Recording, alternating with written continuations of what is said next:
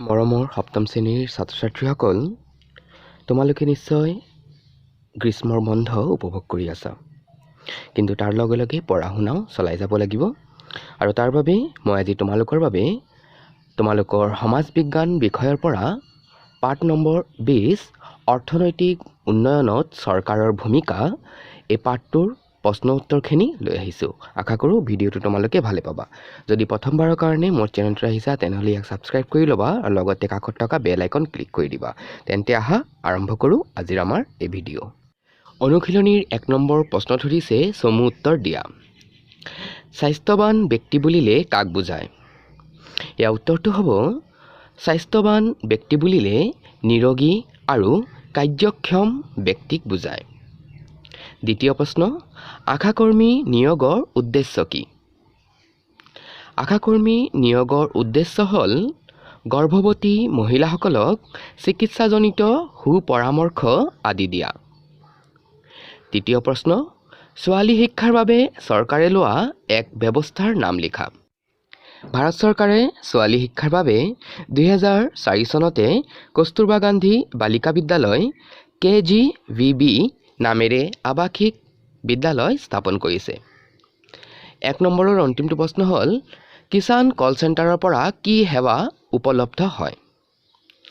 কিষাণ কল চেণ্টাৰৰ পৰা আমাৰ দেশৰ কৃষকসকলে 24 ঘণ্টাই কৃষি সম্পৰ্কীয় দিহা পৰামৰ্শ লাভ কৰিবলৈ সক্ষম হয়। ইয়াৰ পিছত 2 নম্বৰ প্ৰশ্নত সুধিছে উত্তৰ লিখা। 2ৰ প্ৰথম প্ৰশ্নটো সুধিছে যে আন্তঃগাঁথনিমূলক কাম কাজ মানে কি? আমাৰ দেশৰ চৰকাৰে দেশৰ আন্তঃগাঁথনি উন্নয়নৰ বাবে কি কি আঁচনি গ্ৰহণ কৰিছে?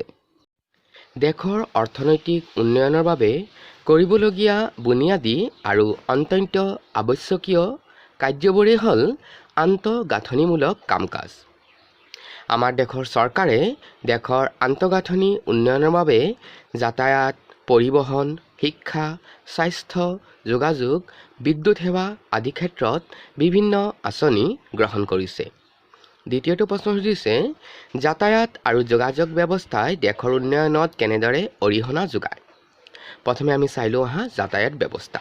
যাতায়াত ব্যৱস্থা সমাজ এখনৰ উন্নতিৰ প্ৰথম খলপ।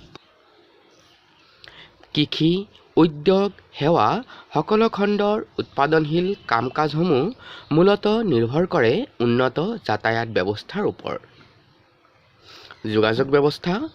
উন্নত যোগাযোগ ব্যৱস্থাই অনেক তথ্যৰ যোগান ধৰে, যাৰ ফলত মানুহে বহুতো দুৰহ কাম সহজে সম্পন্ন কৰিব পাৰে।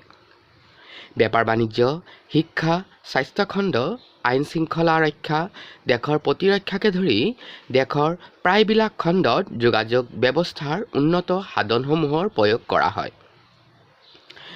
2 নম্বৰৰ অন্তিমটো প্ৰশ্ন সুধিছে প্ৰযুক্তিবিদ্যাৰ সহায়ত বৰ্তমান কি কি সুবিধা উপলব্ধ হৈছে? প্ৰযুক্তিবিদ্যাৰ অগ্ৰগতিৰ ফলত একেবাৰে ন্যূনতম ব্যয়ত আমি কম্পিউটাৰ বা মোবাইল ফোনৰ জৰিয়তে বহুতো সুবিধা লাভ কৰিবলৈ সক্ষম হৈছোঁ।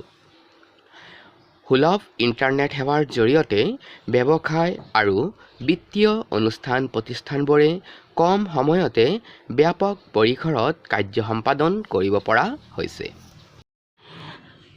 3 নম্বৰ প্ৰশ্নত সুধিছে খালী ঠাই পূৰ কৰা। প্ৰথমটোত হ'ব কি? আন্তঃগাঁথনি মানে কোনো কাৰ্য কৰিবৰ বাবে বুনিয়াদী আৰু অত্যন্ত আৱশ্যকীয় আগতীয়া কাৰিকৰী সা সুবিধা যিবিলাকৰ অবিহনে অৰ্থনৈতিক উন্নয়ন সম্ভৱ হ'ব নোৱাৰে।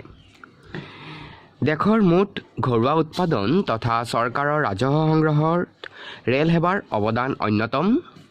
সংবিধানে প্ৰাথমিক শিক্ষাক শিশুৰ মৌলিক অধিকাৰ হিচাপে স্বীকৃতি দিছে।